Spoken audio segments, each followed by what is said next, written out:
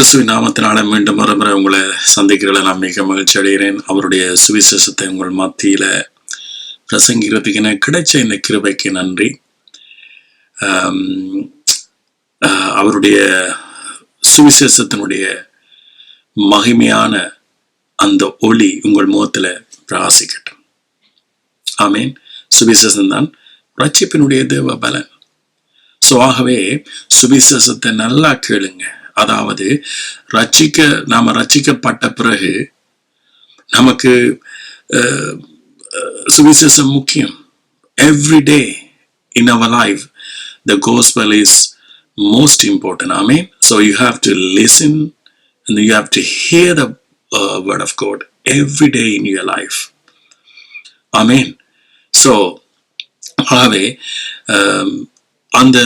அந்த சலாக்கியத்தை எங்களுக்கு தந்திருக்கிற கிறிஸ்துவுக்கு நாம நன்றி செலுத்துறோம். இப்படி சுவிசேஷத்தை இன்னும் அவர் ஆவியானவர் பிரசங்கிச்சு கொண்டே இருக்கிறார். ஆமென். அவருடைய பிள்ளைகள் சுவிசேஷத்தினூடாக சுதந்திரிக்கும்படியாக, அவருடைய ஆசீர்வாதங்களை சுதந்திரிக்கும்படியாக இந்த ஒரு சலாக்கியத்தை இன்னும் அவர் கொடுத்து கொண்டே இருக்கிறார். ஆமேன். அதற்காக நான் கிறிஸ்துவுக்கு நான் நன்றி செலுத்துகிறேன். என்னுடைய வாழ்க்கையை பார்த்தீங்கன்னாலும் சுவிசேஷத்தை அறியத்தான் எனக்கு சமாதானமும் சந்தோஷமும் பெருகுது. ஆமேன். அப்ப எனக்கு சமாதானம் சந்தோஷம் பெருகணும் என்றா ஆசீர்வாதம் என்ன செய்யணும்? என்னுடைய வாழ்க்கையில பெருகணும். ஆமேன். ஆகவே இன்றைக்கு நான் உங்களுக்கு மிக முக்கியமான ஒரு சப்ஜெக்ட், கீழ்ப்படியாமையினுடைய மூல காரணம் என்ன? ஆமீன். இந்த கீழ்ப்படியாமை என்பது கிறிஸ்தவ மட்டத்துல அநேகமாக பேசப்படுகிறது. கீழ்ப்படியாமையினால நாம தண்டனையை பெற்றுக்கொள்வோம். கீழ்ப்படியாமையினால நாம எல்லாரும் சொல்லுவாங்க, இவர் ஒரு கீழ்ப்படியாத பிள்ளை, அல்லது இவர் கடவுளுக்கு கீழ்ப்படியாதவர் என்று நீங்க அநேக கேள்விப்பட்டிருப்பீங்க. அதனூடாக அநேக மக்களும் ஒரு பயத்தோட கடவுளை சேவிப்பார். ஆனால் உண்மையாக பைபிள்ல சொல்லப்படுகிற கீழ்ப்படிவும் அல்லது கீழ்ப்படியாமை என்றா, கீழ்ப்படி ரெண்டா என்ன அல்லது கீழ்ப்படியாமை என்றா என்ன? அப்ப கீழ்ப்படியாமைக்கு இருக்கிற மூல காரணம் என்ன, அல்லது what is the root of the disobedience? Amen. அல்லது ஒருவன் கடவுளுக்கு கீழ்ப்படுகிறதனுடைய வேற என்ன? இதை நாம பார்க்கணும் என்று சொன்னா, எங்க போகணும் என்று சொன்னா, நாம பைபிளுடைய முதல் அதிகாரத்துக்கு போகணும், ஆதியாகமத்துக்கு போகணும். அதுக்கு முதல் நான் இந்த ரோமர் 5:19 நான் வாசிக்கிறேன். பாருங்க. அன்றியும் ஒரே மனுஷனுடைய கீழ்ப்படியாமையினால, என்னவாம்? ஒரே மனுஷனுடைய கீழ்ப்படியாமையினால அநேகர் பாவிகளாக்கப்பட்ட. அப்ப எல்லாரும் இன்றைக்கு பிரச்சனை, இன்றைக்கு ஆதாம் என்னத்துக்காக மரிச்சான்னா அவனுடைய கீழ்ப்படியாமை என்றுதான் சொல்லுவோம். என்ன வசனமும் அப்படித்தான் சொல்லுது, ரைட்? இந்த வசனம். ஆனா இந்த கீழ்ப்படியாமைக்கு ஒரு வேர் இருக்கு. இது எங்க இருந்து இந்த கீழ்ப்படியாம வந்தது? அதைத்தான் நான் உங்களுக்கு இன்றைக்கு காண்பிக்க போறேன். இதை காண்பிக்கிறதுனால நீங்க அநேகர் இன்றைக்கு கிறிஸ்து மேல, கடவுள் மேல ஒரு விசுவாசத்தை, நம்பிக்கையை முற்றுமுழுதா வைப்பீங்க. ஆமேன். தகப்பனே, இந்த நல்ல நேரத்துக்காக நன்றி. இந்த வேளையில என்னுடைய பேச்ச, என்னுடைய வாய நீங்க தான் ஆவியானவரை வழி நடத்தணும். கேட்கிறவருடைய மனக்கண்களை நீங்க திறக்கணும். ஆவியானவரே, உங்களை முழுமையாக பரிசுத்த ஆவியானவரே நம்புகிறேன். ஏனென்றா நான் புது சிருஷ்டி, என்னோட பரிசுத்தாவி நீங்க வாசம் பண்றீங்க. இதே போல ஒவ்வொரு மறுபடி பிறந்த கடவுளால பிறந்த ஒவ்வொருவரும் புது சிருஷ்டியும் பரிசுத்தாவியையும் பெற்றிருக்கிறார். நன்றி இயேசுவே. எல்லா துதியும் கனவும் மகிமையும் உங்களுக்கு. ஆமேன். இங்க பவுல் சொல்றார், அன்றி ஒரே ஒரு மனுஷனுடைய கீழ்ப்படியாமை. இதுலயே நீங்க பாத்தீங்கன்னு சொன்னா, ஆதாம் எத்தனை முறை கீழ்ப்படியாம இருந்தான் அவன் மரிக்கிறதுக்கு? ஆதாம் கீழ்ப்படியாமையினால பாவியாக்கப்பட்டான் அல்லது மரித்தான் என்று சொல்லப்படுது, ரைட்? அந்த ஆவிக்குரிய மரணம் அங்க நடந்தது. அதாவது கடவுளோட செப்பரேஷன், கடவுளோட பிரிவுண்டான ரைட். சோ அப்ப இந்த மரணம் எத்தனை கீழ்ப்படியாமையினால, ஒரு கீழ்ப்படியாம, ரெண்டு கீழ்ப்படியாம அப்படி எண்ணிக்கொண்டு கடவுள் பார்த்து இல்ல, ஒரு கீழ்ப்படியாம. சோ அதே போல இன்றைக்கு நாங்களும் கூட எத்தனை கீழ்ப்படியாமையினால நரகம் போறோம், அல்லது ரட்சிப்ப நாம இழக்க போறோம், அல்லது ரட்சிக்கப்படாம இருக்க போறோம். சோ ஆதாம் ஒரு கீழ்ப்படியாமையினால அதை மறிச்சான். சோ அப்ப இன்றைக்கு இருக்கிற கிறிஸ்தவர்களுடைய மனசுல இருக்கிற பாவம் அல்லது கீழ்ப்படியாமை எல்லாம் அது ஒரு ரிலிஜியஸ், மத ரீதியான சிந்தனைகள். சோ இங்க பாருங்க, ஆதாம் ஒரே கீழ்ப்படியாமையினாலதான் நானும் நீங்க எல்லாரும் பாவிகளாக்கப்பட்டோம். சோ கடவுள் வெயிட் பண்ணி ஆதாம், பாப்ப நீ எத்தனை முறை கீழ்ப்படியாம போற, ஓகே, இங்க ஏதேன் தோட்டத்துல நாம் விலக்கின கனியை நீ புசிச்சிட்டாய், ஓகே சரி, இன்னொரு சான்ஸ் தாரேன், ஓகே. பிறகு ஆபிரகாம் இன்னொருக்கா கீழ்ப்படியாம போயிட்டான். சோ அப்படியே இன்னொருக்கா இப்படியே ஒரு 1000 திறம் அல்லது 1,00,000 திறம் பார்த்த பிறகுதான், 1,00,000 திறம் ஆதாம் ஏவாளும் கீழ்ப்படியாம பிறகுதான் அவர்கள் மரிச்சவர்களா, அல்லது அவர் விலக்கின கனிய புசிச்ச உடனே அவர்கள் மரித்தார்களா? அவர் விலக்கின ஏதேன் தோட்டத்துல அவர் கடவுள் விலக்கினதான அந்த கனியை புசிச்ச உடனே மரிச்சான் தானே, ரைட். சோ இப்ப இந்த கீழ்ப்படியாமைக்கு காரணம் என்ன? அநேகர் நாம கீழ்ப்படியாமைனாலே என்று சொல்லி நாம எல்லாரையும் நாம் என்ன செய்யறோம், கீழ்ப்படியாம, ஒரு தவறு விட்ட உடனே கீழ்ப்படியாம நீங்க கடவுளுக்கு கீழ்ப்படியல. சோ அதனாலேயே இன்றைக்கு கீழ்ப்படிவை வச்சு இன்றைக்கு அநேகர் நாம என்ன செய்யறோம், மனுஷர்களை சில இடங்களுக்கு கீழ்ப்படுத்தப்பட முடியும்.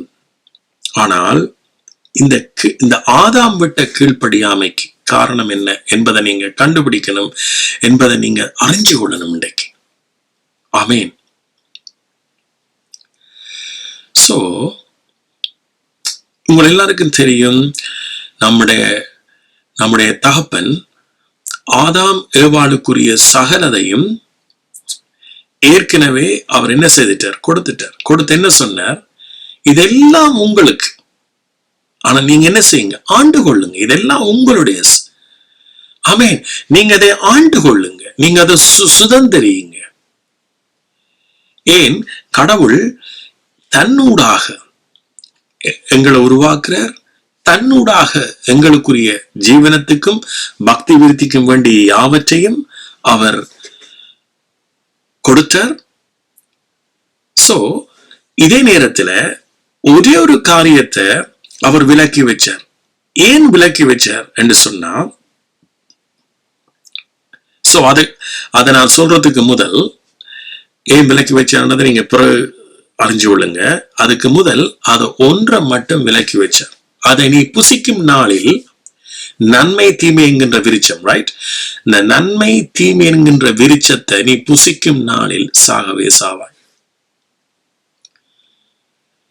சோ அதை புசிச்சபடியாலதான் ஆதாமும் ஏவாளும் மரித்தார், ரைட், ஆதாமும் ஏவாளும் மரிச்சார். ஆனா அவர்கள் அதை புசிக்க முதல் கடவுள் சகலதையும், நம்முடைய பிதாவானவர் சகலதையும் அவனுக்கு என்ன தேவையோ ஜீவனத்துக்கும் தேவ பக்திக்கும் வேண்டிய யாவற்றையும் என்ன செய்துட்டார், கொடுத்துட்டார். சோ கொடுத்த பிறகுதான் இந்த காரியம் நடந்தது. இந்த காரியம் நன்மை தீமை என்கின்ற விருட்சம், நன்மை தீமை என்கின்ற பிரமாணமாகிய அந்த விருட்சத்தில் இருந்து இவர் புசிச்சபடியால இருவரும் மரித்தார். அதன் பிறகு நாம எல்லாரும் என்ன செய்துட்டோம், மரிச்சிட்டோம். நாம எல்லாரும் பாவிகளாக்கப்பட்டோம். நாம எல்லாரும் கடவுளோட துண்டிக்கப்பட்டோம். சோ அப்ப இத கீழ்ப்படியாமை என்று பைபிள் பேசப்படுது, சொல்லப்படுது.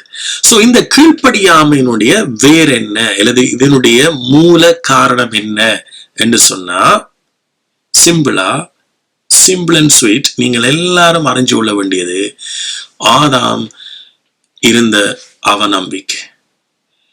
தன்னை உண்டாக்கின தகப்பன், தன்னை உருவாக்கின தகப்பன் அல்லது கடவுள் அல்லது இயேசு கிறிஸ்துவிடத்துல இவனுக்கு இருந்தது அவன் நம்பிக்கை.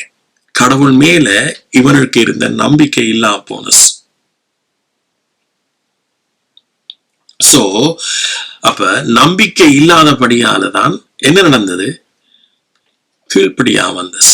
அப்ப நம்பிக்கை இல்லாதபடியால என்னத்துல ஆண்டவர் ஏற்கனவே கொடுத்ததுல அல்லது ஆண்டவருடைய அன்பில, ஆமேன், தகப்பனுடைய அன்பில, இயேசு கிறிஸ்துடைய அன்பில இவனுக்கு விசுவாசம் இல்லை. ஏற்கனவே அவருக்கு போதுமானது இருக்கு. பாருங்க, ஒரு தோட்டத்துல மில்லியன் கணக்குல அவர் சகலதையும் கொடுத்து உண்டு ஒரே ஒரு நன்மை தீமை என்ற விருட்சத்தை தான் விளக்கிறார். சோ அதுவும் இல்லை என்று சொன்னா, இப்ப சொல்றேன் நான், ஏன் அவர் அந்த இதை வச்சாரண்டா, அங்க நாம கடவுளை சார்ற அல்லது கடவுளை நம்புகிற அந்த விசுவாசம் மனுஷனுக்கு இல்லாம இருக்கு. சோ மனுஷனுக்கு கடவுள் மேல் விசுவாசம் இருக்கணும். அந்த விசுவாசத்தின் ஊடாகத்தான் நம்முடைய ஜீவன் வாழ்க்கை என்பதை மனுஷன் உணர்ந்து கொள்ளணும். இனி நீங்க உணர்ந்து கொள்ள இல்லையா? சோ அதற்காகத்தான் அவர் ஒரே ஒரு கனியை விலக்கி வச்சார். சோ அப்ப ஆதாமுக்கும் ஏவாளுக்கும் இருந்த அவ நம்பிக்கை, கடவுள் மேல இருந்த அவ நம்பிக்கை, அவங்களிடத்துல இருந்த ஆசீர்வாதத்தினுடைய அவ நம்பிக்கை, ஏற்கனவே இருந்த ஆசீர்வாதத்தினுடைய அவ நம்பிக்கை தான் அவர்களுடைய கீழ்ப்படியாமைக்கு காரணம்.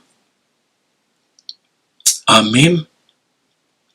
சோ இத்தனை பேர் நீங்க இன்றைக்கு புரிஞ்சு கொள்றீங்க, நாம இயேசு கிறிஸ்து எங்களுக்கு இப்ப ஜீவன். ஆமென். இயேசுவினுடைய மரணமும் அவருடைய உயிர்த்தெழுதலும், அதனூடாக நானும் நீங்களும் மரிச்சிட்டோம் பழைய மனுஷனுக்கு. இப்ப அவரோட நாம என்ன செய்துட்டோம்? உயிர்த்தெழுந்துட்டோம்.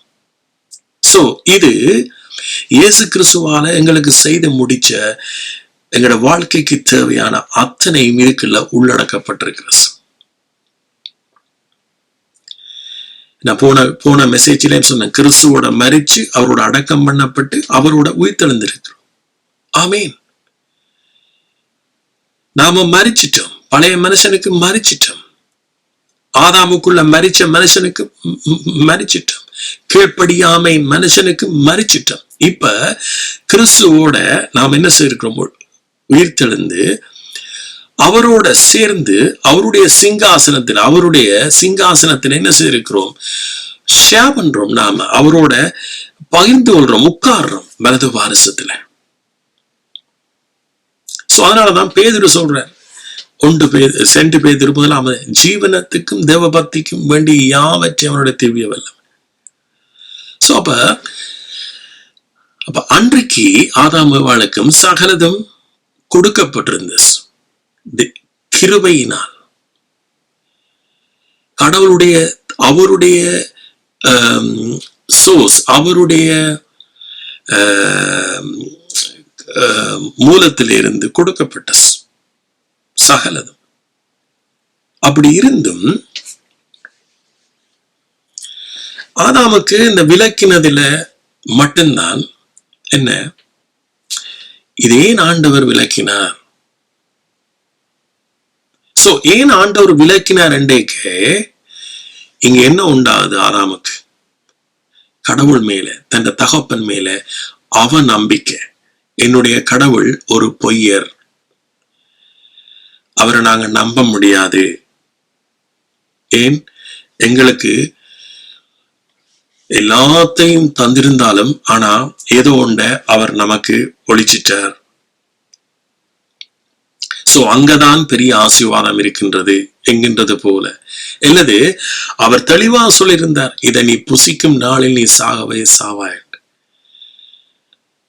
சோ அப்ப அத சொல்லி இருந்தும் கூட பாருங்க, ஆதாம் அவனுக்கு இருந்த அவன் நம்பிக்கை, கடவுள் மேல இருந்த நம்பிக்கை. சோ அப்ப என்ன நடக்குதுன்னு சொன்னா, அவன் நம்பிக்கை என்ன செய்யுது? இவர்களை வேறு திசைக்கு கொண்டு போஸ், கடவுளை சார்ந்து வாழாம அவர் ஏற்கனவே இவர்களுக்கு போதுமானவராயிருக்கிறார்.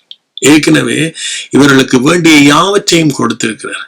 ஏற்கனவே இவருடைய சிருஷ்டிகரா இருக்கிறார். ஏற்கனவே இவர்களுடைய சந்தோஷமா இருக்கிறார், சமாதானமா இருக்கிறார், நிறைவா இருக்கிறார். அப்படி இருக்கிற பொழுது இவர்கள் நம்பிக்கை, கடவுள் மேல வச்ச நம்பிக்கை இவர்களுக்கு இல்லாம போனபடியாலதான் அங்கே சாத்தானோடு இவர்கள் என்ன செய்தார்கள்? ஒரு கூட்டணி போட்டார்கள். அதன் பிறகு அவர்கள் மரித்தார்கள் என்று சொல்லப்படுது. இன்னும் ஒரு காரியம் அநேகர் சொல்ல முடியும், கடவுள் ஆதாமை துரத்தினார் என்று. இல்ல, அதல்ல உண்மை. ஆதாமும் ஏவாளும் தான் கடவுளை விட்டு பிரிந்தார்கள். அதுக்கு காரணம் என்ன? அவர்களுக்கு இருந்த நம்பிக்கை. சோ இப்ப இதுல இருந்து நீங்க கற்றுக்கொள்ள வேண்டிய விஷயம் என்னன்னா, எங்களுக்கு எப்ப நம்பிக்கை வருது, எப்ப கடவுள் இயேசு கிறிஸ்து மூலமாய் அவர் நமக்கு ஜீவனாய் இருக்கிறார். இயேசு கிறிஸ்து தான் எனக்கு ஜீவன், பரிபூர்ண வாழ்க்கை. ஆமென். பரிபூர்ண வாழ்க்கை. இயேசு என்னுடைய பரிபூர்ண வாழ்க்கையா வந்துட்டார். இயேசுவில இருந்துதான் நான் வாழ்கிறேன். அந்த ஜீவன்ல இருந்தா வாழ்றேன். இதுதான் எங்களுடைய அழைப்பு.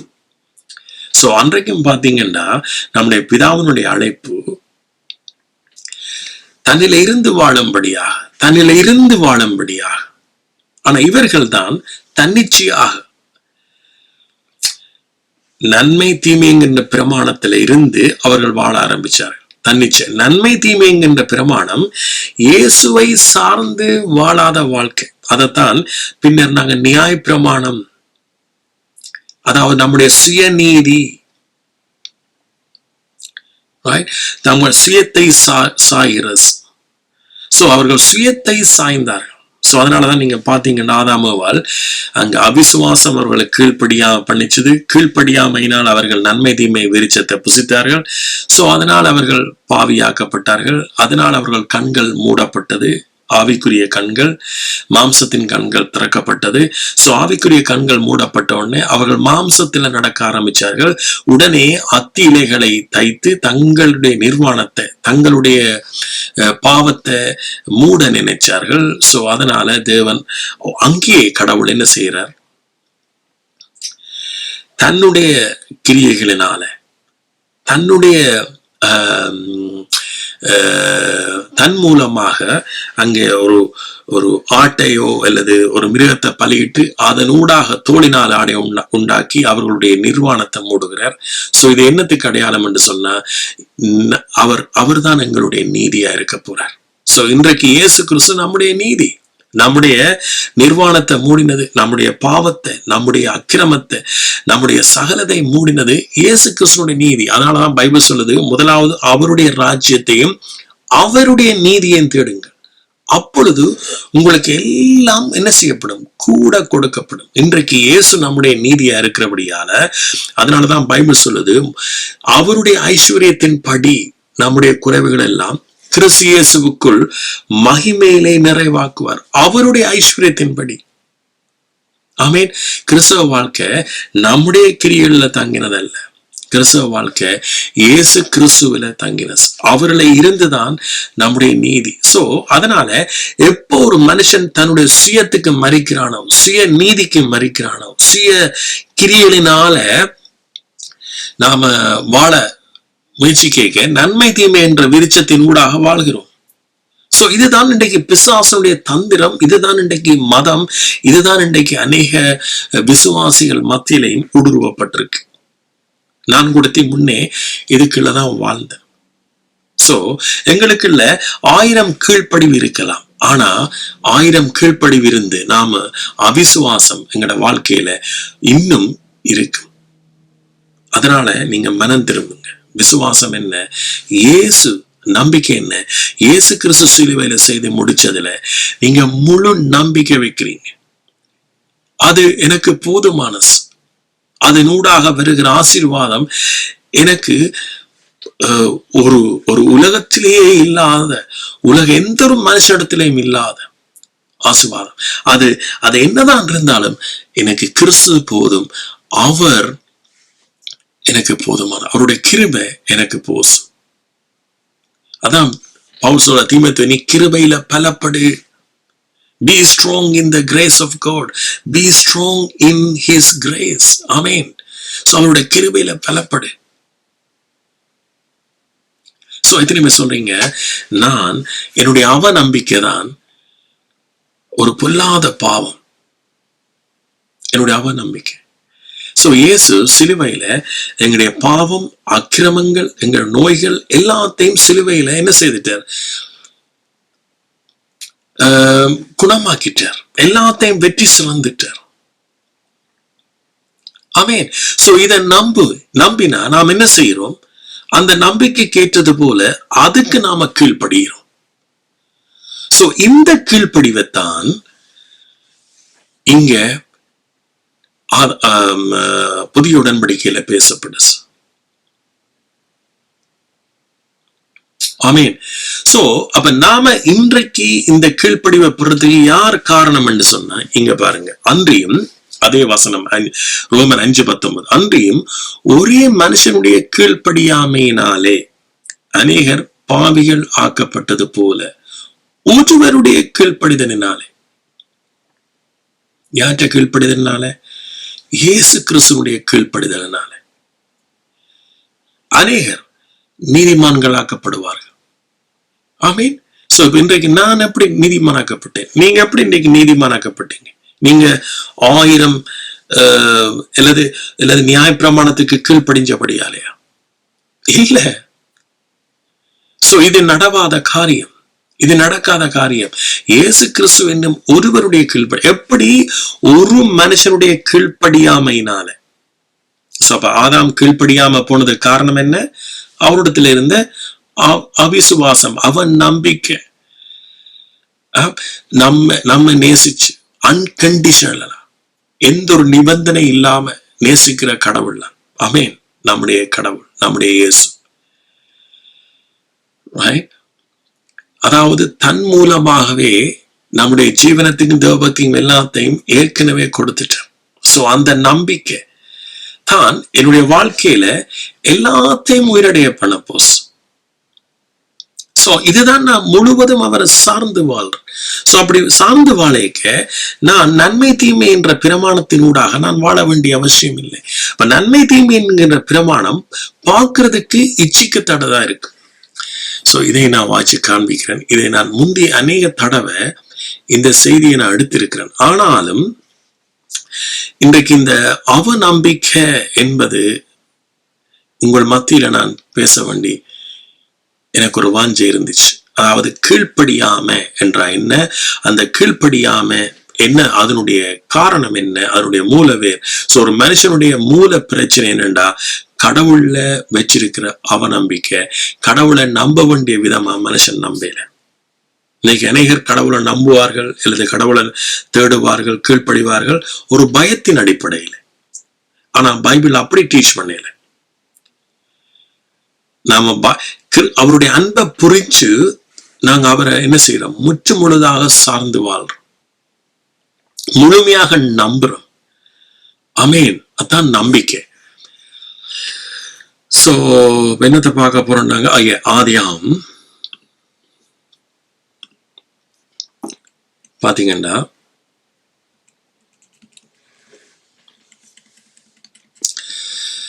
நான் 2ஆம் அதிகாரத்தை நான் வாசிக்கிறேன். அதுல எப்படி இன்னைக்கு சில பேர் நீங்க புதுசாகவே இன்றைக்கு தான் நீங்க இதை என்னுடைய செய்தியை கேட்கலாம், அல்லது சிலர் இதுதான் முதல் தடவையாகவே ஒரு ஒரு கிறிஸ்தவ மெசேஜை கேட்கலாம். ரைட்? ஸோ அப்படிப்பட்ட அவர்களுக்கு இதை நீங்க வாசிக்கணும். எப்படி கடவுள் மனுஷனை எங்களை உண்டாக்கி, ஆதாமவாளை உண்டாக்கி எப்படி அவர் நேசிக்கிறார் என்பதை நீங்க பார்க்க முடியும். அவருடைய நேசத்துல இருந்துதான் எல்லாமே உண்டானஸ். அவருடைய அன்பில் இருந்துதான் சகலதும் உண்டானஸ். சோ அந்த அன்பில இருந்துதான் சகலதும் நீங்க பார்க்கிறது, கண்ணால பார்க்கிறது எல்லாமே. சோ அவருடைய அன்பில இருந்து வாழும்படியாத்தான் எங்களை அவர் அழைச்சஸ். அவருடைய அன்பில இருந்து இந்த அழைப்பை நீங்க எல்லாரும் புரிஞ்சு கொள்ளணும். புரிஞ்சு கொண்டாதான் விசுவாசம் உங்களுக்குள்ள தானா வரும். விசுவாசம் இன்னொருத்தன் ஃபோர்ஸ் பண்ணி வாரதல்ல, அல்லது விசுவாசம் மற்றவனை பார்த்து நீங்க செய்யறதல்ல, அல்லது விசுவாசம் நீங்களாக உன்னை யோசிச்சு செய்யறதல்ல. விசுவாசம் தானாக, விசுவாசத்துக்கு என்று ஒரு கனி இருக்கு. சோ அந்த விசுவாசம் கிறிஸ்துவிடத்திலிருந்து வர்ற விசுவாசத்துக்கு தான் அது இருக்கு. சோ அது வரைக்கும் கீழ்ப்படிவு தானா வரும். ஆமீன். நாங்க அவருடைய இருந்து பிறந்த நாங்க.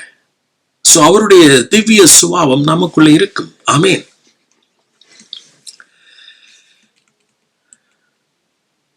பாருங்க 9 வசனம் 2ஆம் அதிகாரம் 9, ஆதியாகமம் 2:9. தேவனாகிய கர்த்தர் பார்வைக்கு அழகும் புசிப்புக்கு நலமுமான சகலவித விருட்சங்களையும் தோட்டத்தின் நடுவிலே ஜீவ விருட்சத்தையும் நன்மை தீமை அறியத்தக்க விருட்சத்தையும் பூமியிலிருந்து முளைக்க பண்ணினார். ஆமீன். பாருங்க, சகலதை. சோ நீங்க பிறகு பாத்தீங்கன்னா முதல் நாள் 2 நாள் 3 நாள் 6 நாள் எல்லாத்தையும், அதாவது மனுஷன் தன்னுடைய கிரியைகளினால எதையும் செய்ய தேவையில்லாத அளவுக்கு கடவுள் சகலதை, நம்ம நேசிக்கிறவர் சகலதை. பாருங்க 16வது வசனம். தேவனாய கர்த்தர் மனுஷனை நோக்கி, நீ தோட்டத்தில் உள்ள சகல விருட்சத்தின் கனியையும் புசிக்கலாம், ஆனாலும் நன்மை தீமை அறியத்தக்க விருட்சத்தின் கனியை புசிக்க வேண்டாம், அதை புசிக்கும் நாளிலே நீ சாவா என்று கட்டளையிட்டார். ஆமென். சோ இது நீங்க பாருங்க அவருடைய அன்பு எவ்வளவு, ரைட்? இப்ப நான் இப்ப 1ஆம் அதிகாரத்தை ஒருக்கா வாசிக்க போறேன். அதிகாரம் 22. தேவன் அவைகளை ஆசீர்வதித்து, எல்லாத்தையும் உண்டாக்கி அவைகளை ஆசீர்வதித்து, நீங்கள் பலுகி பெருகி. பாருங்க, ஆண்டோட சித்தம் என்ன? நாம பலுகி பெருகிறன்னு சொன்னா என்ன? உங்களோட சந்ததி மட்டுமல்ல, எல்லாம் பெருகிறது. ஆண்டவர் ஒரு மனுஷனிடத்துல எல்லாம் பெருகணும், அறிவு பெருகணும். ஆமீன். உங்களுடைய வளர்ச்சி பெருகணும், உங்களோட ஆசீர்வாதம் பெருகணும், உங்களுடைய நற்குணங்கள் பெருகணும், எல்லாம் பெருகணும். சோ இதுதான் அவருடைய ஆசீர்வாதம். சோ தேவன் அவர்கள் ஆசீர்வாதம், நீங்க பலுகி பெருகி சமுத்திர ஜலத்தை நிரப்புங்கள் என்றும் பறவைகள் பூமியை பெற கடவுது என்றும் சொன்னார்.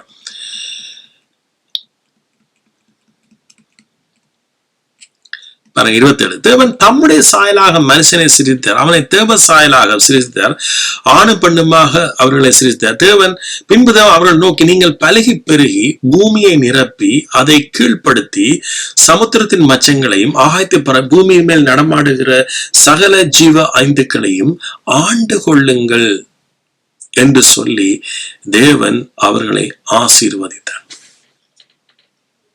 ஆண்டு கொள்ளுங்கள். சோ கடவுள் என்ன செய்யறார்? மனுஷனை சொல்றார் என்ன? ஆண்டு கொள்ளுங்க என்று ஆசீர்வதிக்கிறார். அத எல்லாத்தையும் கொடுத்து நீங்க ஆண்டு கொள்ளுங்கள் என்று ஆசீர்வதித்தார். So there is no conditional. அங்க எந்த ஒரு நிபந்தனையும் இல்லை. நீ இப்படி செய்தாதான் நான் ஆசீர்வதிப்பேன், அப்படி செய்தாதான் ஆசீர்வதிப்பேன். நோ. ஏண்டா ஆண்டவற்ற இந்த இருதயத்தை, இந்த அன்பை, இந்த கொடுப்பனவை ஆண்டவர் கொடுக்கிற இந்த தான் சோர்ஸ், எங்களுடைய ஜீவனுக்கு அவர்தான் மூல காரணம், அங்க இருந்துதான் சகலதும் வெறுது என்பதை நம்புறதுதான் ஆதாமுடைய வேலை. இந்த நம்பிக்கை இல்லாமத்தான் அவர் விலக்கின நன்மை தீமை என்ற விருட்சத்திலிருந்து புசித்தார்.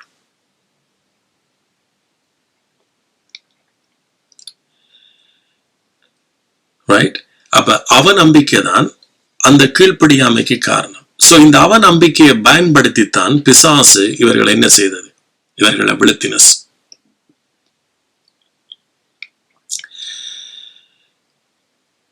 சோ அதே போல இன்றைக்கு எத்தனை பேர் நீங்க கிறிஸ்து உங்களுக்கு சகலவித, பைபிள் சொல்லுது அவருடைய ஒரே பலியினால் எங்களோட பாவங்கள் எல்லாம் நீக்கப்பட்டுச்சு. ஒரே பலியினால் நாம் இன்றைக்கும் பூர்ணராக்கப்பட்டுட்டோம், பரிசுத்தமாக்கப்பட்டுட்டோம். இது எவ்வளவு உண்மை. சோ இத நாம நம்புறோமா? அதுதான் முக்கியம். நீங்க நம்பணும். Right, okay. சோ இதுக்கு முதல் நான் சொல்ல வந்த இத சொல்றேன். இப்ப பாருங்க, இப்படி எல்லாம் சொன்ன பிறகுதான் என்னத்தை நான் சொல்ல வந்தேன்னா, அப்ப சர்ப்பத்தோட ஆதாமவால் உரையாடுறார்கள். அதுல சர்ப்பம் என்ன சொல்லுது? நீங்கள் இதை புசிக்கும் நாளில் உங்கள் கண்கள் திறக்கப்படும். பிசாசு சொல்லுது. ஆண்டவர் சொன்னதை புசிக்க வேண்டாம் என்று சொன்னதை இப்ப இவர்கள் புசிக்கிறதுக்கு காரணம் என்ன சொன்ன? அவிசுவாசம். இப்ப இங்க வந்துட்டு நம் பிசாசோட பேசினோம். எப்ப நாம அவிசுவாசத்தை வர்றோமோ, எப்ப நாம இயேசு கிறிஸ்து நமக்காக எல்லாம் செய்து முடிச்சிட்டார் என்கின்றதுல இருந்து வெளியில அதை நம்பாமல் வெளியில போறோமோ, பிசாசு தான் வாசல்படி நினைக்கும். சோ அப்படித்தான் நீங்க பாருங்க, பிசாசு சொல்லுது நீங்கள் இதை புசிக்கும் நாளிலே உங்கள் கண்கள் திறக்கப்படும் என்று. பிசாசு பாருங்க இங்க பொய் சொல்லுது. நீங்கள் நன்மை தீமை அறிந்து தேவர்களை போல் இருப்பீர்கள் என்றும் தேவன் அறிவார் என்றது. அப்பொழுது ஸ்திரியானவள் அந்த விருட்சம் புசிப்புக்கு நல்லதும் பார்வைக்கு இன்பமும் புத்தியை தெளிவிக்கிறதற்கு இச்சிக்கப்படத்தக்க விருட்சம். பாருங்க, இன்றைக்கு மதம் இதுல இருந்தா மதம் உருவான. மதம் இச்சிக்கப்படக்கூடிய. ஒரு மனுஷன் நன்மை தீமை என்கின்ற பிரமாணத்துல அவன் வாழ்ற பொழுது அவன் இச்சிக்கப்படக்கூடியதான் இருப்பான். இன்றைக்கு சுயநீதி பாருங்க, சுயநீதி சபைகள் இச்சிக்கப்படக்கூடியதான் இருக்கு. அல்லது ஒரு சுயநீதி மனுஷன் பாருங்க இச்சிக்கப்படத்தக்க கூடிய இருக்கு. ஏண்டா இது இப்ப பாருங்க, இவங்க ரெண்டு பேரும் கடவுளை விட்டு தங்களோட சுயத்தை சாய போறார்கள். நன்மை தீமை என்கின்ற அறிந்து நன்மை செய்கிறதுனால தேவனை அடைய முயற்சிக்கிறார். சோ இது ஒரு இச்சிப்பு. இதைத்தான் கலாத்தியர்ல சொல்றாங்க.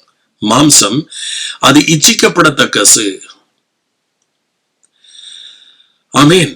சோ நாம நம்முடைய கீழ்ப்படிவினாலேயோ அல்லது நம்முடைய பரிசுத்தத்தினாலேயோ அல்லது நம்மளுடைய கிரியினாலேயோ எந்த மனுஷனும் பிதாவை திருப்திப்படுத்தவோ அவரை சேரவோ முடியாது.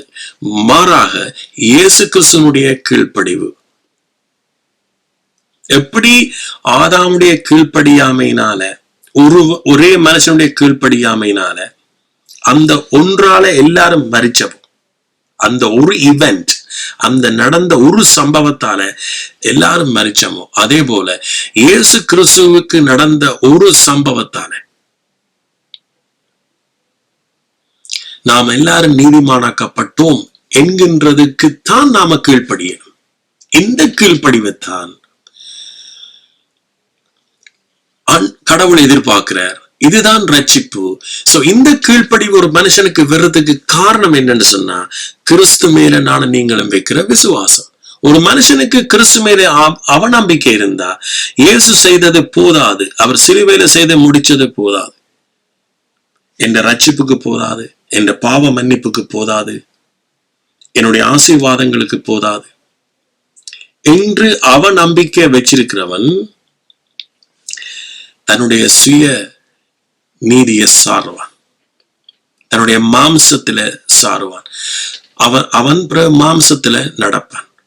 மாம்சத்துல நடக்கிற பொழுது நாம தேவனுடைய கடவுளுடைய ஆவிக்கு விரோதமா இருக்கிறோம் என்று பைபிள் சொல்லுது. ரோமர் 6:7 வாச்சு பாருங்க. கலாத்தியர் 5ஆம் அதிகாரத்தை வாச்சு பாருங்க.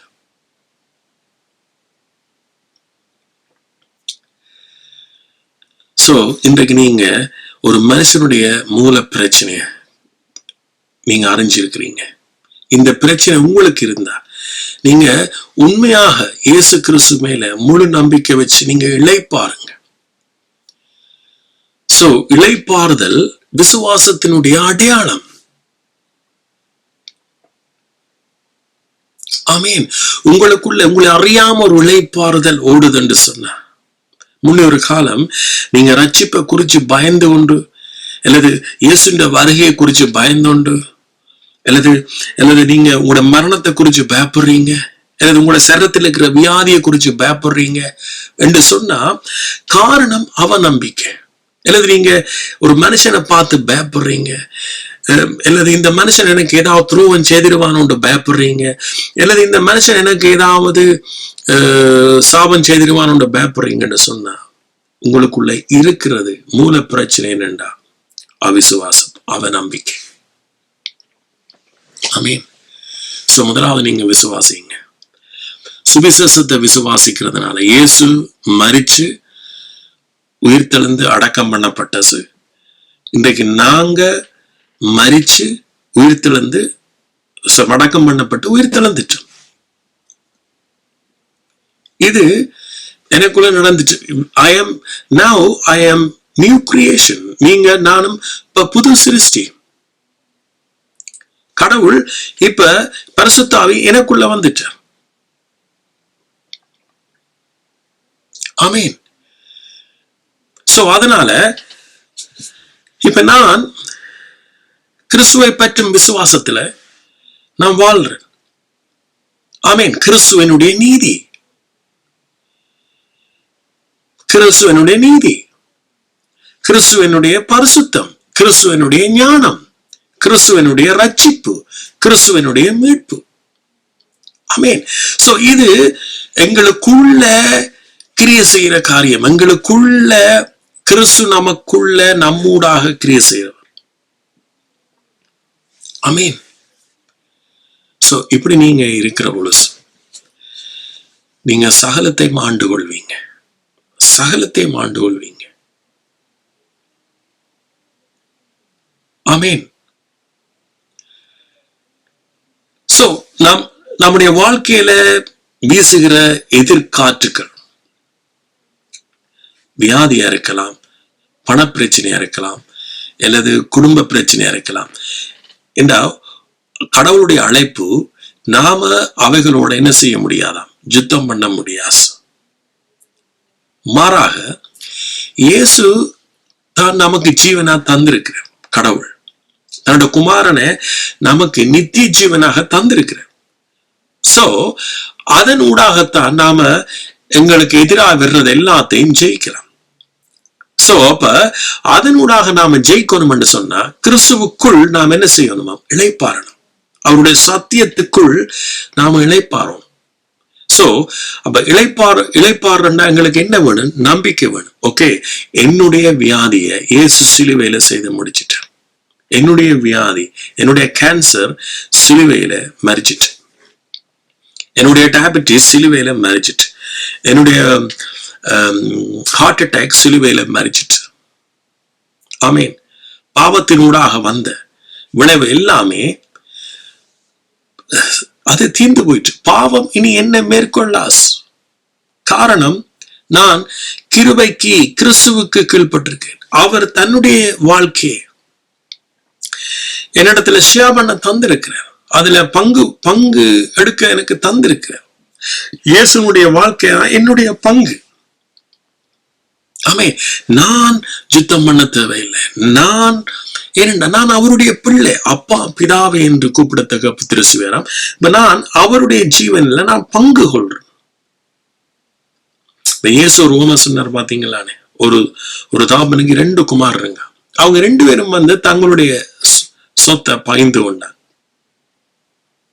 சோ அப்ப இயேசு சொல்ற உவமையில ஒவ்வொன்றிலும் அர்த்தம் இருக்கு. அப்ப இன்றைக்கு நமக்கு அவருடைய சொத்துல தான் பங்கு இருக்கு. நாம உரிமை, நாம் அவருடைய சுதந்திரவாளி. ஆமீன். சோ நாம முழு நம்பிக்கை அவரை சார்ந்திருக்கிறோம். ஆமீன். முழுவதும் அவரை சார்ந்திருக்கிறோம். சோ அப்படி சார்ந்திருக்கிற பொழுது அந்த நம்பிக்கை, அதாவது நம்பிக்கை இயேசு சிலுவையில செய்து முடிச்சதுல, ஆமேன். அவர் முடிச்சிட்டார். எல்லாம் முடிந்தது என்று தன் ஆவியை ஒப்பு கொடுத்தார். ஆமேன். சோ அந்த சித்தத்தின்படி நாம பரிசுத்தமாக்கப்பட்டோம். இன்றைக்கும் நாம பரிசுத்தமாக்கப்படட்டும். ஆமேன். நாம ஒவ்வொரு முறையும் கீழ்ப்படிய அல்லது ஒவ்வொரு முறையும் நாம பாவம் செய்யாம வாழைக்கதான் நாம பரிசுத்தமாக்கப்படல. ஒரே பலியினால நாம இன்றைக்கும் பரிசுத்தமாக்கப்பட்டுட்டோம். எங்களுடைய பரிசுத்தம் not based on your performance அல்லது your acting. எங்களுடைய பரிசுத்தம் எங்களுடைய நடக்கையிலே அல்ல. ஆனா எங்களுடைய பரிசுத்தம் அது கனியா இருக்கலாம். ஆனா எங்களுடைய ரூட் இப்ப இயேசு நம்ம பரிசுத்தவானாக மாற்றிட்டு. சோ மாத்தினபடியால அதுக்குள்ள இருந்து உங்களுக்கு கனி வரலாம். கனி வரணும். ஆமேன். அதே போல நீதி அது நாங்க நீதிமான இருக்கிறபடியே நாங்க நீதியை செய்யும். நாம நீதி செய்யறதுனால நீதிமான அல்ல, நாம நீதிமான என்றபடியால நீதி செய்யறோம். ஆமீன். சோ அப்ப எத்தனை பேர் நீங்க புரிஞ்சு சொல்றீங்க? நம்முடைய ஒரு மனுஷனுடைய கீழ்ப்படியாமைக்கு காரணம் என்ன? அவிசுவாசம். ஆதாம் கீழ்ப்படியாம இன்றைக்கு உலகத்தையே பாவத்துக்கு கொண்டு போனதுக்கு காரணம் என்ன? கீழ்ப்படியாம. அந்த கீழ்ப்படியாமையுடைய மூல காரணம் என்ன? அவிசுவாசம். ஆமீன். சோ எத்தனை பேர் நீங்க உங்களுடைய இயேசுவை, உங்களுடைய தகப்பனை முழுமையாக விசுவாசிக்கிறீங்க? அவருடைய அன்கண்டிஷனல் எல்லை இல்லாத அன்பை புரிஞ்சிங்கன்னா, ஆமீன், அவருடைய அன்பை புரிஞ்சிங்கண்டா நம்பிக்கை தானா வரும். சோ கிரியை இல்லாத அன்பு செத்தது. கிரியை இல்லாத அன்பு அது ஒன்றுக்குமே உதவாஸ், அது பொய்.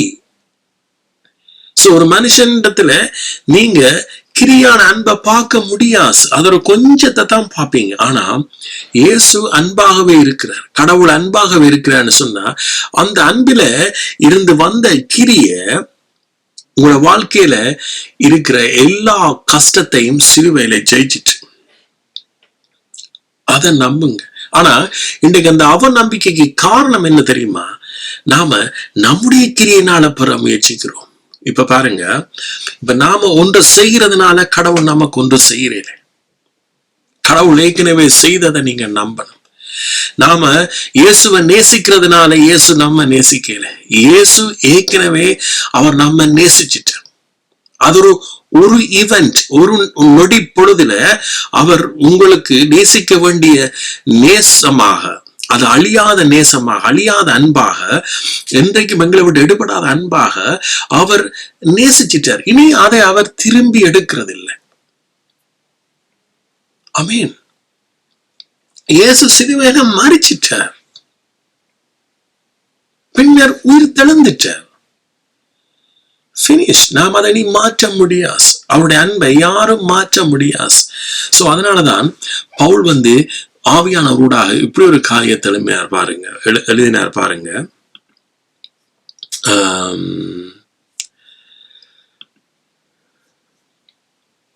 ரோமர் 1 அதிகாரம். ரோமர் 1 அதிகாரம்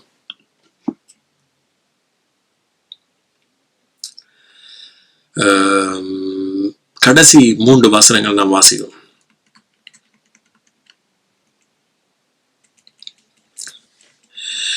அவர்கள் தேவனை அறைந்தும் அவரை தேவன் என்று மகிமைப்படுத்தாமலும் சோத்தரியாமலும் இருந்து தங்கள் சிந்தனையினால வீணரானார்கள்.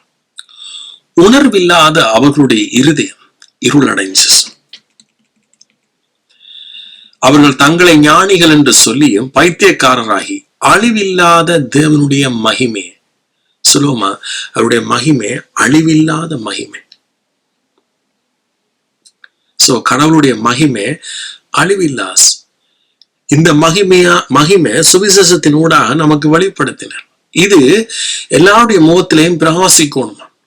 சோ அப்ப இயேசுனுடைய மகிமை, அவருடைய அன்பு, அவருடைய இரக்கம், அவருடைய தயவு, அவருடைய கிருபை, அவருடைய ஆசீர்வாதம் ஒன்றுமே அழிவில்லாஸ்.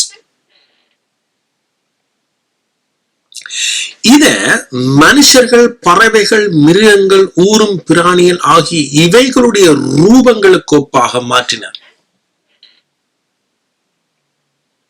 இன்னைக்கு என்னுடைய ஊழியம் அல்லது உங்களுடைய ஊழியம் அழிவில்லாத தேவனுடைய மகிமையை, சோ அதாவது எல்லை இல்லாத அவருடைய அன்பை எந்த பிரதிபலனும் பாராம ஒரு மனுஷனை சகல ஆசீர்வாதங்களினாலும் ஏற்கனவே ஆசீர்வதித்த அவருடைய மகிமையை நீங்க மாற்றினீங்கன்னு சொன்ன நீங்க இந்த பட்டியலுக்கு வர்றீங்க. ஆமே. இன்றைக்கு மனுஷர்கள்லாம் அவருடைய மகிமையை மாத்தினஸ். ஆதாம் ஏவாள்லாம் மாற்றினஸ். பிசாசுதான் காரணம். ஆனா ஆதாம் ஏவாளுடைய அவநம்பிக்கை.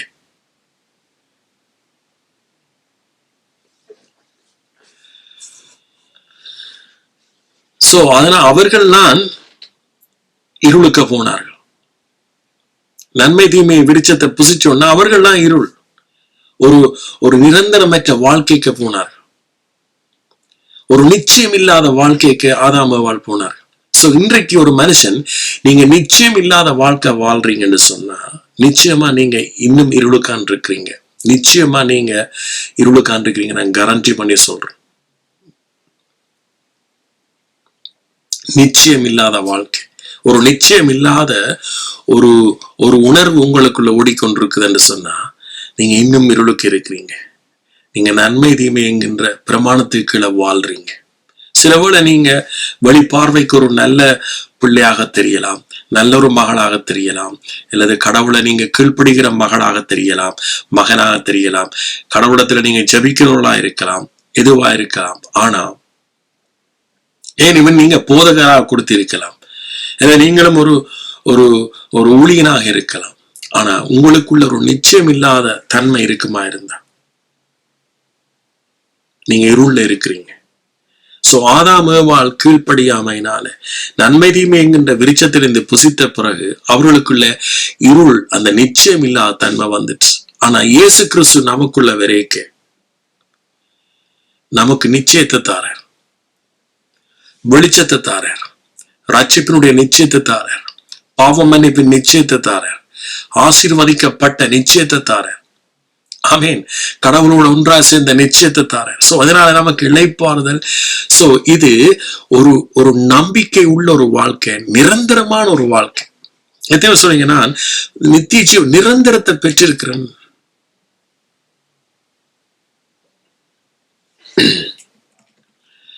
இதுதான் அழிவில்லாத அவருடைய மகிமை, கடவுளுடைய மகிமை. இந்த இயேசுன்ற மகிமை நாம சேர்ச்சில மகிமைன்னு சொல்றோம். ஆனா மகிமைண்டா அது இருக்கு என்னன்னு தெரியல. அந்த மகிமையை அவர் நமக்கு தந்திருக்கிறார். அந்த மகிமை என்ன?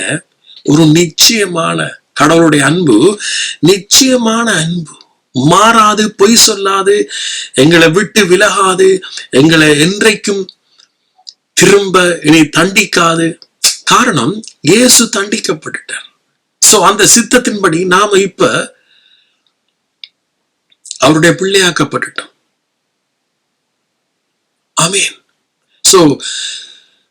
கிறிஸ்துவுக்குள்ள இனி எங்களுக்கு ஆக்கினை தீர்ப்பு இல்லை. இது அவருடைய மகிமை, அவருடைய நித்திய ஆசீர்வாதம். அவருடைய அன்பை புரியக்க எங்களுக்கு விசுவாசம் வருது. விசுவாசம் வரைக்க எங்களுக்கு என்ன? நம்பிக்கை வருது.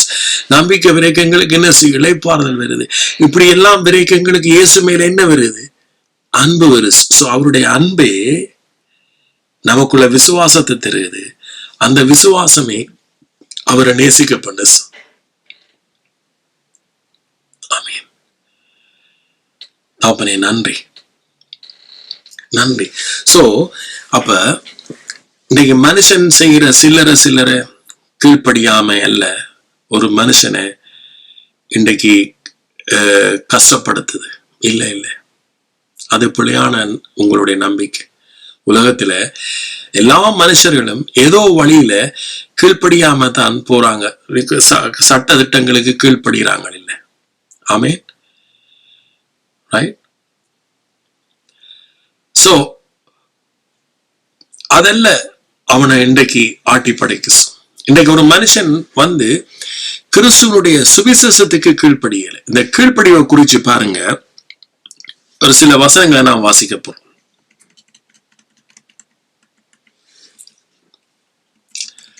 சோ என்னத்துக்கு நாம கீழ்ப்படியணும்?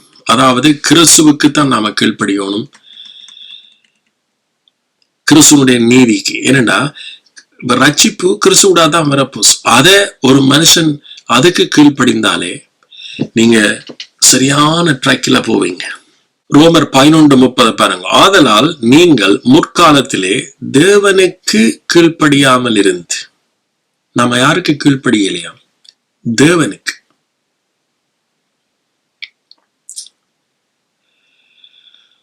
சோ மற்ற மனுஷருக்கெல்லாம் நாம கீழ்ப்படிய வேண்டாம் என்று நான் சொல்லல. நம்ம முதலாவது நாம தேவனுக்கு கீழ்ப்படிஞ்சா அதுதான் மிக முக்கியமான. முக்காலத்தில் நாம் என்ன செய்வோமா? தேவனுக்கு கீழ்ப்படியாம இருந்தோம். பாருங்க ரோமர் 10:16. ஆனாலும் சுவிசேஷத்திற்கு எல்லாரும் கீழ்ப்படியவில்லை. என்னது கீழ்ப்படியல? சுவிசேஷத்துக்கு. அப்ப சுவிசேஷத்துக்கு கீழ்ப்படிய எங்களுக்கு என்ன உண்டாது? ரட்சிப்பு. சுவிசேஷத்துக்கு கீழ்ப்படிய நாம் என்ன செய்யறோம்? இயேசு கிறிஸ்து, ஆமென், நம்முடைய ஜீவன். இயேசு கிறிஸ்து அவருடைய ஐஸ்வர்யத்தின்படி தான் எங்களுடைய குறைவுகள் எல்லாம் நிறைவாக்கப்படும். அவருடைய ஐஸ்வர்யத்தின்படி, நம்முடைய கிரியலின்படி அல்ல, அவருடைய ஐஸ்வர்யத்தின்படி. நம்முடைய திறமையின்படி அல்ல, அவருடைய ஐஸ்வர்யத்தின்படி. நம்முடைய கட்டித்தனத்தின்படி அல்ல, அவருடைய ஐஸ்வர்யத்தின்படி. நம்முடைய ஊழியத்தின்படி அல்ல, அவருடைய ஐஸ்வர்யத்தின்படி. ஆமீன். சோ அவருடைய ஐஸ்வர்யத்தின்படி என்ன? அவருடைய கிருபையின்படி, அல்லது அவர் சிலுவையில செய்து முடிச்சதின்படி. ஆமீன். பாருங்க ரோமர் 8:7 பாருங்க. மாம்ச சிந்தை தேவனுக்கு விரோதமான பகை. அது மாம்ச சிந்தை என்ன? அது தேவனுடைய நியாய பிரமாணத்துக்கு கீழ்ப்படியாமலும் கீழ்ப்படிய கூடாமலும் இருக்கு. இன்னைக்கு அநேகர் நியாயப்பிரமாணத்துக்கு கீழ்ப்படியலாம் என்றாங்க. வசனம் சொல்லுது நியாயப்பிரமாணத்துக்கு எங்களால் கீழ்ப்படிய முடியாது, கட்டளைகளுக்கு நம்மால கீழ்ப்படிய முடியாது. சோ அதனால இயேசு கீழ்ப்படிந்தார். இயேசுடைய கீழ்ப்படிவில தான் இன்றைக்கு எங்கட ரட்சிப்பு தங்கி இருக்கு. நாங்க ரட்சிக்கப்பட்டோம். நம்முடைய கீழ்ப்படிவிலே அல்ல ரட்சிப்பு தங்கி இருக்கு. திரும்ப சொல்றேன், என்னுடைய கீழ்ப்படிவிலே அல்ல ரட்சிப்பு தங்கி இருக்கு, இயேசு கிறிஸ்துடைய கீழ்ப்படிவிலே. ஆனா நாம ஒரு சுவிசேஷத்துக்கு நாம கீழ்ப்படுகிற பொழுது, சுவிசேஷத்துக்கு நாம நம்புற பொழுது நாம் என்ன செய்யப்படுறோம்? அவருக்குள் மறுபடி பிறக்கிறோம், மறுபடி பிறந்துட்டோம், அவருக்குள்ள ரட்சிக்கப்பட்டுட்டோம். பிறகு அவருடைய அன்பில தான் நாம என்ன செய்யறோம்? தங்கி இருக்கிறோம். சோ அவருடைய பிள்ளையாக்கப்பட்ட பிறகு இனி நமக்கு தோல்வி இல்லை, இனி நமக்கு வீழ்ச்சி இல்லை, இனி நமக்கு இழப்பு இல்லை. ஆமீன். ஆனா நம்முடைய மனம்தான் இழக்குதே ஒழிய, நம்முடைய மனம்தான் சோர்ந்து போகுது, நம்முடைய மனம்தான் அவிசுவாசத்தில் இருக்கிறதே ஒழிய. ஆனா கிறிஸ்துவுக்குள்ள எங்களுக்கு நடக்க வேண்டியது நடந்துச்சு, நடந்து முடிஞ்சு.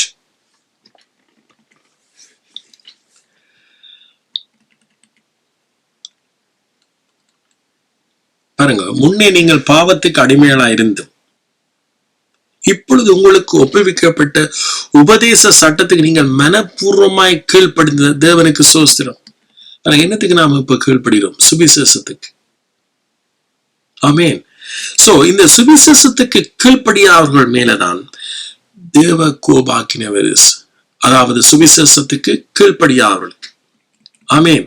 நியாயப்பிரமாணத்துக்கு கீழ்ப்படியாதல்ல, சட்ட திட்டங்களுக்கு கீழ்ப்படியாம இல்லை, சுவிசேஷத்துக்கு கீழ்ப்படியாம. என்ன சட்ட திட்டங்களுக்கு நாங்கள் எப்பவோ கீழ்ப்படுகிறோம், அதான் வாட்சி காட்டிட்டேன். அது கீழ்ப்படிய கூடாமலும் கீழ்ப்படியாமலும் இருக்கு. சோ அதான் நான் ஆரம்பத்திலே சொன்னனே, இப்ப கடவுள் கீழ்ப்படியாமையினாலதான் ஒவ்வொரு மனுஷனையும், அதாவது நியாயப்பிரமாணத்துக்கு கீழ்ப்படியாம ஒவ்வொரு மனுஷனையும் அவர் நரகம் தள்ளுறாருண்டா, எத்தனை கீழ்ப்படியாமை என்று சொல்லி எங்கேயாவது எழுதப்பட்டிருக்கணும். சரி, ஒரு 5க்கு உள்ள ஒரு மனுஷன் கீழ்ப்படியாம இருந்தா ஓகே, உங்களை நாங்க மன்னிச்சு பரலோகத்துக்கு விடலாம். 5க்கு மேலேண்டா ஒருவரையும் விடையலாம். ஆனா பாருங்க, ஆதாமுடைய ஒரு கீழ்ப்படியாமையினாலதான் நாம் எல்லாரும் மறிக்கப்பட்டோம். சோ இது எங்கட கீழ்ப்படியாமையும் இல்லை, எங்கட 1000 கீழ்ப்படியாமையோ இல்லது எங்களுடைய 1,00,000 கீழ்ப்படியாமையோ அல்லது பக்கத்தை வீட்டுக்கான 5 கீழ்ப்படியாமை இல்லை, ஆதாமுடைய கீழ்ப்படியாமையினால. சோ அது போல இயேசு கிறிஸ்துடைய கீழ்ப்படிவினால் நாங்க நீதிமானாக்கப்பட்டுட்டோம். விசுவாசிக்கிற ஒவ்வொருவரும் நீங்க நீதிமானாக்கப்பட்டீங்க. இனி அந்த கீழ்ப்படியாமை இந்த கீழ்ப்படியாமைனால நீங்க நரகம் தள்ளப்படுறதில்லை. இயேசு செய்து முடிச்ச பிறகு ஒரு மனுஷன் சுவிசேஷத்துக்கு கீழ்ப்படிந்து சுவிசேஷத்தை ஏற்றுக்கொண்டா அவன் என்ன செய்யறானா? ரட்சிக்கப்படுறான். அப்ப அவனுக்குள்ள பரிசுத்த ஆவி முத்தரிக்கப்படுது. எபேசியர் 1:13 படி. அப்ப ஒரு மனுஷன் சுவிசேஷத்துக்கு கீழ்ப்படியறதுக்கு என்ன வேணும்? அவனுக்கு விசுவாசம். அதனாலதான் பைபிள் சொல்லுது, கிருபையினால் விசுவாசத்தை கொண்டு ரட்சிக்கப்பட்டிருக்கு. அப்ப ஒரு மனுஷன் நீங்க ரட்சிக்கப்படணும்டா அது எந்த காரியத்திலே இருந்தும், ஆமேன், இயேசு உங்களுக்கு போதுமானவர். அவர் சிலுவையில அதுக்குரிய காரியத்தை செய்து முடிச்சிட்டார். நீங்க ஒன்றே ஒன்று ஏற்றுக்கொள்ளுங்க, நீங்க அவருடைய பிள்ளை. ஆமேன், நீங்க அவருடைய பிள்ளை. நீங்க உங்களோட சுயநீதியினால, சுயநீதி ஜபத்தால நீங்க பெற வேண்டிய அவசியம் இல்லை. சுயநீதி ஊழியங்களினால நீங்க ஆசீர்வாதத்தை பெற வேண்டிய அவசியம் இல்லை. சுயநீதி ஜபத்தால நீங்க ஆசீர்வாதம், உங்களுடைய ஜபம் விசுவாசம் உள்ள ஜபமா இருக்கட்டும். ஏன் நான் சுயநிதி ஜெபம் என்று சொன்னா, இன்னைக்கு அநேகர்கிட்ட சுயநிதி ஜெபம் இருக்கு, அநேகர்கிட்ட சுயநீதி ஊழியங்கள் இருக்கு, இன்னைக்கு அநேகர்கிட்ட சுயநீதி கிறிஸ்தவ வாழ்க்கை இருக்கு. அந்த சுயநீதி தான் தேவனுக்கு விரோதமான பகை. அது நீங்க உங்களோட சுயத்தை சாடுறீங்க. கிறிஸ்து சிலுவையில செய்து முடித்ததை சாரையில நீங்க சுயத்தை சாடுறீங்க. அதுதான் உங்களோட கீழ்ப்படியாமை. சோ அதனாலதான் இன்னைக்கு அநேகர் நீங்க விழுந்து போய் நீங்க மரிச்சு போயிருக்கிறீங்க. உங்களோட சில காரியங்கள் மரிச்சிருக்கு. நீங்க மனம் திரும்புங்க, இயேசு கிறிஸ்துவிடத்துல மனம் திரும்புங்க, அன்பான தேவனிடத்துல நீங்க அவருடைய பிள்ளையாக மனம் திரும்புங்க. ஆண்டவர் சொல்ற, நீ என்ன பிள்ளையாக. பாருங்க, இளையகுமாரன் மனம் திரும்பினான், பரலோக தகப்பனே என்று வந்தான் திரும்பி. அவன் எவ்வளவோ பாவம் செய்தும் வந்து அவன் வேற யாருமா தகப்பனே என்று கூப்பிட்டான். சோ அவன் பிதாவுடைய அன்பை புரிஞ்சோன்ன, தகப்பனே நான் உமக்கு விரோதமா பாவம் செய்தேன், நான் உம்மை விட்டு தூர போயிருந்தேன், அதான் அவன் செய்த பாவம் என்று உணர்ந்தான். உங்களோட தகப்பன் தன்னோட குளோஸா இருக்க விரும்புறார். அவர் உங்களை அவரோட குளோஸா நெருக்கமா இருக்கிறதுக்குரிய சகலதையும் சிறுவேலை செய்துட்டார். அதான் அவர் சொல்றார், நீங்க தைரியமா இந்த கிருபாசனத்தை வாங்க. அப்ப இளையகுமாரன் அவன் என்ன செய்யறான்? தகப்பன் என்று வாரான். என் அப்பா விட்ட மிகுந்த ஆசீர்வாதம் இருக்கு, போதுமான ஆசீர்வாதம் இருக்கு. சோ பாருங்க, அதான் அவனுடைய மனம் திரும்ப. அவனோட மனம் திரும்பலாம் தான் என் தகப்பன் போனா என்னை ஏற்றுக்கொள்வார், என்னை ஆசீர்வதிப்பார். என்ன பாவி நீ ஏன் இப்படி என்ற ஒரு வார்த்தை கேட்க மாட்டார். என்னை ஆசீர்வதிப்பார். ஏன்னா அவரிடத்தில் இருக்கிற அவருடைய மகிமை போதுமான, அழிவில்லாத மகிமை அவருடைய என்று அவன் திரும்பி வர உடனே என்ன செய்யறார்? பாதரட்சியை போடுறார், மோதிரத்தை போடுறார். பாருங்க, மகனே என்று கூப்பிடுறார். சோ இதுதான் உங்களுடைய தகப்பனுடைய ஹார்ட், இருதயம். மகனே, மகளே, அப்பா பிதாவே என்று கூப்பிடத்தக்க புத்திர சிவகாரத்தின் அந்த ஆவியை, குமாரனுடைய ஆவியை உங்களுடைய இருதயத்தில் அனுப்பி இருக்கிறார். சோ அப்ப நீங்க அதை புரிஞ்சு கொள்ளுங்க, புரிஞ்சு கொண்டு மனம் திரும்புங்க. சோ அந்த சுயநீதி ஜபங்கள், சுயநீதி கிறிஸ்தவ வாழ்க்கையை விட்டு, அது நீங்க எப்பேற்பட்ட ஆளா இருக்கலாம், எப்பேற்பட்ட நீங்க இயேசு கிறிஸ்துவுக்குள்ள சத்தியத்தினூடாக நீங்க மனம் திரும்பிங்கன்னு சொன்ன உங்களோட வாழ்க்கை எங்கேயோ. இதுதான் இந்த வாழ்க்கையில நடந்தது.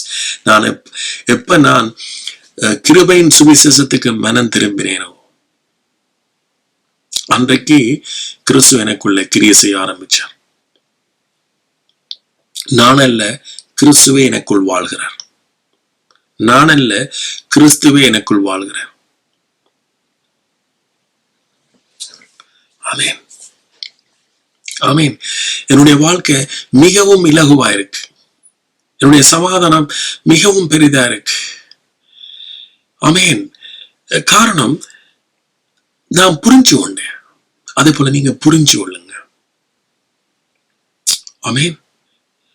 பரிசுத்த ஆவி உங்களை வழி நடத்துவார். ஆமென். இது அவருடைய விருப்பம், இது அவருடைய வாஞ்ச. அவருடைய வாஞ்ச நீங்க மாம்சத்துக்கு மரிச்சு, அதாவது நியாயப்பிரமாணத்துக்கு மரிச்சு அவருடைய நீதிக்கு நீங்க பிழைக்கணும். அவருடைய நீதிக்கு. சோ அவருடைய நீதி பாருங்க, ரோமர் 10 பாத்தீங்கன்னா இஸ்ரவேலர்கள் 10:3 எப்படி என்றால், அவர்கள் தேவ நீதியை அறியாமல் தங்கள் சுய நீதியை நிலைநிறுத்த தேடுகிறபடியால் தேவ நீதிக்கு கீழ்ப்படியாது இருக்கிறார். எத்தனை பேர் நீங்க கிறிஸ்துவுடைய நீதிக்கு கீழ்ப்படியாம இருக்கிறீங்க? நீங்க கிறிஸ்துவ நீதிக்கு கீழ்ப்படிங்க, எவ்வளவு ஒரு பெரிய கடவுளுடைய சமாதானம் உங்களுடைய இருதயத்தை ஆளுகை செய்யும் தெரியுமா?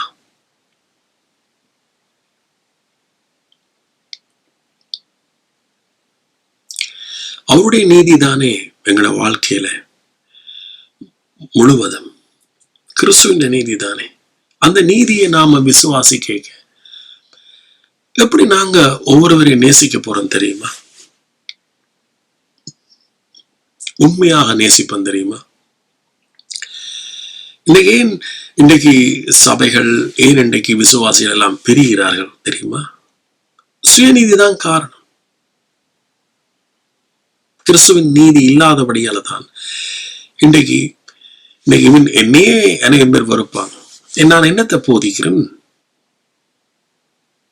கிறிஸ்துவின் நீதியை தானே போதிக்கிறேன். கிறிஸ்துவின் நீதிய பரிசுத்தாவி இல்லாம போதிக்க முடியாது தெரியுமா? கிருபையை பரிசுத்தாவி இல்லாம போதிக்க முடியாது தெரியுமா? நியாயப்பிரமாணத்தை போதிக்கிறதுக்கு பரிசுத்தாவி தேவையில்லை. 10 கட்டளையை வாசிச்சு இப்படி இப்படி செய்யுங்க, இப்படி செய்யாதா, இப்படி தவறாக்கள் நீ சேர்ச்சுக்கு வர வேண்டாம் என்று சொல்றதுக்கு பரிசுத்தாவி தேவையில்லை. இதன்படி வாழ்ந்தா கர்த்தர் உங்களை ஆசீர்வதிப்பார் என்று சொல்றதுக்கு பரிசுத்தாவி தேவையில்லை உங்களுக்கு.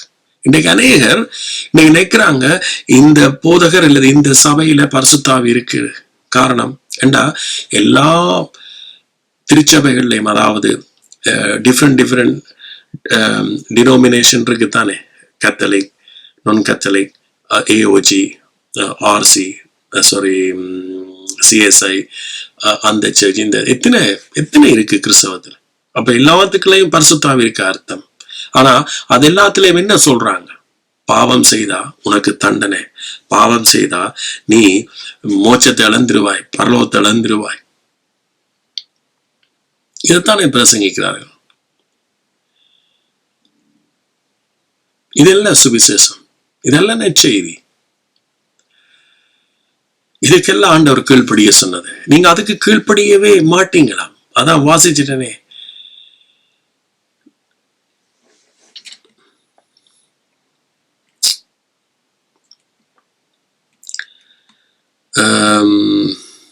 திரும்ப நான் வாசிக்கிறேன்.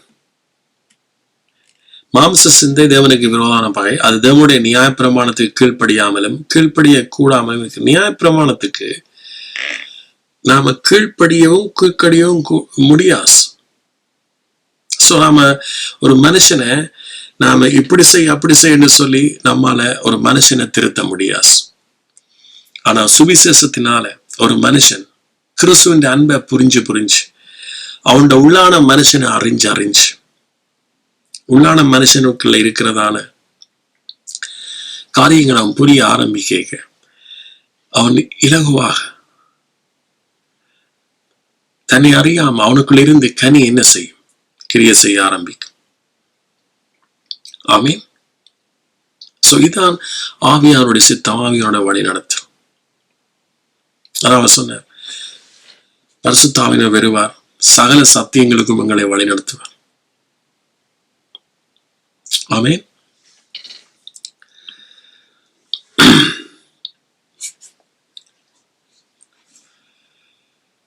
சோ அப்ப ஆதாமுடைய கீழ்ப்படியாம என்ன? அவிசுவாசம். சோ அவ தேவன் என்னத்தை விரும்புறார் கடவுள்? அவரிடத்துல நீங்க விசுவாசமா இருங்க. தேவனிடத்துல விசுவாசமா, அவர் பலன் அளிக்கிறவர். He will be reward. எத்தனை சொல்லுங்க, Jesus is my reward. இயேசு என்னுடைய பலன், இயேசுதான் என்னுடைய பலன், இயேசுதான் என்னுடைய ஆசீர்வாதம், இயேசுதான் என்னுடைய நீதி, இயேசுதான் என்னுடைய தெய்வீக சுகம், இயேசுதான் என்னுடைய ஐஸ்வர்யம், இயேசுதான் என்னுடைய எல்லாமே. அவரிடத்துல விசுவாசிக்கிறோம், அவர் உண்டென்றும் அவரை தேடுறவர்களுக்கு பலன் அளிக்கிறோம் என்று விசுவாசிக்கணும். எஸ், ஏற்கனவே ஆதாம் ஏவாளுக்கு சகலதையும் கொடுத்தார். ஆனா அவன் தான் இதெல்லாத்தையும் அவநம்பிக்கையாக எடுத்து அவர் புசிக்க வேண்டாம்ன்றதை புசிச்சது. அதே போல இன்றைக்கு நீங்க கிருபைக்குள்ள சகல ஆசீர்வாதம் இருக்கு, அதை விட்டுட்டு நியாயப்பிரமாணம் சுயநீதியும் எங்களை என்ன செய்யும்? இச்சிக்கும். நாம அங்க போனோம்டா அது எங்களை என்ன வாக்கும்? நிர்வாணி. நியாயப்பிரமாணம் பாவத்தின் பலன். நியாயப்பிரமாணம் இல்லாவிட்டால் பாவம் என்னப்பட மாட்டாதே. நியாயப்பிரமாணம் இல்லாவிட்டால் மீறுதல் இல்லையே. ஆனா இன்றைக்கு மக்கள் இந்த கிருபையை புரியாம, கிருபை என்றாலே இன்னைக்கு அநேகர் நீங்க அதை தப்பாக பாவியாக பாக்குறீங்க. ஆனா பாவியா பாக்குற நீங்க நியாயப்பிரமாணத்தை மீறீங்க என்பதை நீங்க உணராம இருக்கிறீங்க. கிருபையண்டா பாவம் செய்யலாமோ என்று கேட்கிற நீங்க பாவத்துக்கு இருக்கிறீங்க. சோ உங்களுக்கு அது பெருமை என்றது நீங்களே உணர்ந்து கொள்ளல. அது உங்களுடைய ஜீவனத்தின் பெருமை. எப்போதும் மனுஷன் தன்னை தாழ்த்தி கிருபைக்கு ஒப்பு கொடுக்கிறானோ அவன் அதிக கிருபைகளை பெற்றுக் கொள்றான். தாழ்மை உள்ளவனுக்கு அதிக கிருபையை கொடுக்கிறார். ஆமென். சோ தாப்பனே நன்றி, பரிசுத்தாவினே நன்றி. அவிசுவாசம் என்னை விட்டு நீங்கி போகட்டும். இயேசுவே, உங்கள் மேல விசுவாசிக்கிறேன். இனி என்னுடைய ஜெபமா இருக்கலாம், என்னுடைய ஊழியமா இருக்கலாம், இல்லது எதுவா இருந்தாலும் நீங்க சிலுவையில ஏற்கனவே செய்து முடிச்சதுல இருந்து இருக்கட்டும். அல்லது மற்றவனை கொடுத்து நான் விசுவாசத்துக்கு நடத்தணும். உங்களோட சிலுவையை நோக்கி அவன் பார்க்கட்டும். சிலுவையில நீங்க செய்து முடிச்சிட்டீங்க, அதுல இருந்து அல்லது அவனுக்குள்ள இருக்கிற கிறிஸ்துவில இருந்தே ஆசீர்வாதம் பெருசு, நமக்குள்ள இருந்தே ஆசீர்வாதம் பெருசு. அதைத்தான் நாம போதிக்கணும். ஜனங்களை என்னிடத்திலேயோ அல்லது வேறு இடத்துக்கோ திசை திருப்பக்கூடாது. இயேசு கிறிஸ்துவுக்குள் அவனை திருப்புங்க. நன்றி இயேசுவே. தாப்பனே, உங்களுக்கு நன்றி. உங்கள் மேல நான் நீங்க செய்து முடிச்சத நம்புறேன். நான் மரிச்சதை நம்புறேன். நான் உயிர் தெழுந்ததை நம்புறேன். நான் பிதாவுடைய வலது பாரசத்துல உட்கார்ந்து இருக்கிறேனுங்க. பைபிள் சொல்லுது, இங்க கீழானவைகளை பூமிக்குள்ள மேலானவைகளை நாடுங்க. சோ மேலானவைகள் பிதாவின் வலது பாரசத்துல இருக்கிறத நாடுங்க. சோ அதாவது நமக்கு கீழே நானும் நீங்களும் பிதாவுடைய சிங்காசனத்துல உட்கார்ந்து இருக்கிறோம். ஒரே சிங்காசனத்துல நீங்க வலது பக்கத்துல அவர் உங்களை அணைச்சு வச்சிருக்கிறார். சோ மற்ற எல்லா நாமங்களும் உங்கள் காலுக்கு கீழே. இயேசு நாமம் ஒன்றுதான் உங்களுக்கு இருக்கிறது. ஒன்றும் உங்களை மேற்கொள்ள ஆசை. உங்களுக்கு இந்த அறிவு இருக்க வேண்டும், இந்த சத்திய அறிவு இருக்க வேண்டும். அதான் பவுல் சொல்ல, சத்தியம் என்னும் கட்சியை உங்களோட மனதில கட்டினவராயிருங்க. அறையில நீதி என்னும் மார்க்கவசம். எத்தனை சொல்லுங்க, இயேசு என்னுடைய நீதி, அவர் என்ன நீதிமான் ஆக்கியிருக்கிறார். ஆமேன். ரட்சிப்பு என்னும் தலைச்சீரா. ஓ இயேசு என்னுடைய ரட்சிப்பு. நான் ரட்சிப்பை ஏற்கனவே பெற்றிருக்கிறேன். நான் புதிய சிருஷ்டிப்பு, அவருடைய பிள்ளை. விசுவாசம் என்னும் கேடகம். எத்தனை சொல்லுங்க, எஸ் நான் விசுவாசிக்கிறேன். ஆமேன். அதனால நான் கிறிஸ்துவுக்கு இளைப்பாறேன். யுத்தம் என்னுடையதல்ல, யுத்தம் அவருடைய. நான் அவருடைய பிள்ளை, நான் இளைப்பாறுகிறேன். நன்றி இயேசுவே. தாப்பனே, உங்களுக்கு நன்றி.